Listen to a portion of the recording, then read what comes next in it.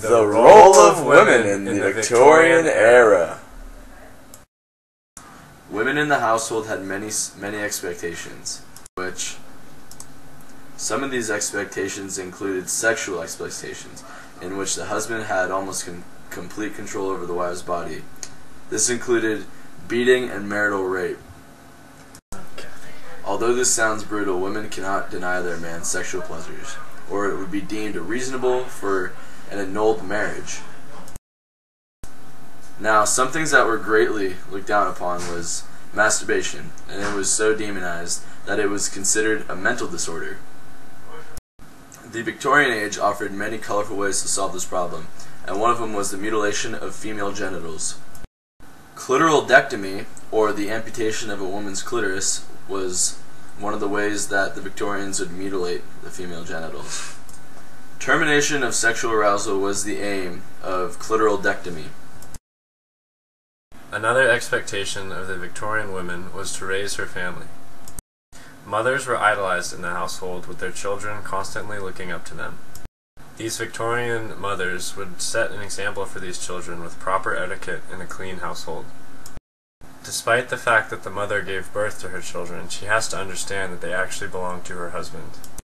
When a woman is married, all of her belongings, including her children, become the property of the man. Women of the household were expected to keep up the household. This included keeping the house clean and always having meals ready when the husband came home from work. Now let us take a journey together and discover women in society in the Victorian age. One type of gal in the Victorian age was a pure wife.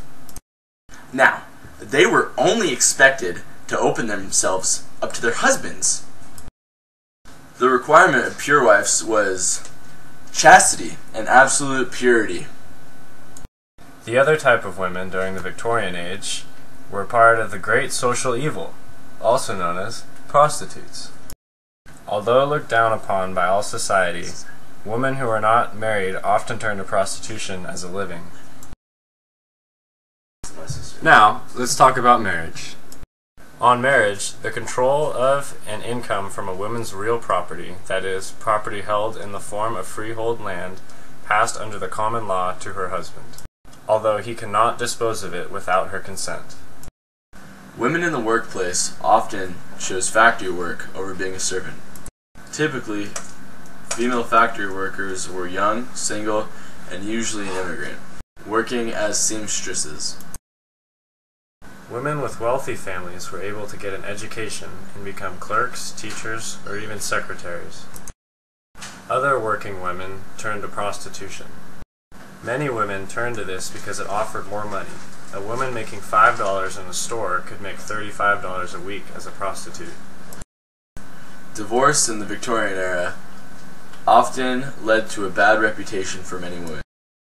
It was considered a social taboo, and they were often looked down upon by society.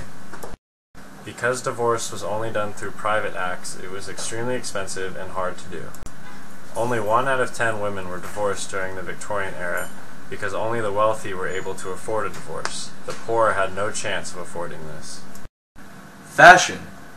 Big hats, fat feathers, and corsets. What's not to love?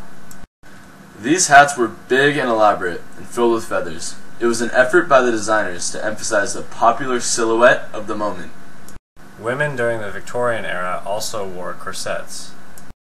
Corsets were worn by women around their waist and torso that hugged the abdominal region of the female body. Women wore corsets to create an aesthetic appeal to men. Now, let's segue into marriage in the Victorian age. First, let's start off with some rules of marriage. In the Victorian age, I'm sorry ladies, but you cannot marry the husband of your deceased sister. But you are, however, allowed to marry your first cousin, if that's what you want. It was also highly encouraged to marry in the same social class. Now, let's go over the courtship of women during the Victorian age. A woman was not required to accept her first proposal. But when she did accept a proposal, the engagements lasted anywhere from 6 months to 2 years. Once a girl was engaged, if she violated any of these rules, it would ruin the woman's reputation. I hope you all learned as much as we did about the role of women during the Victorian era.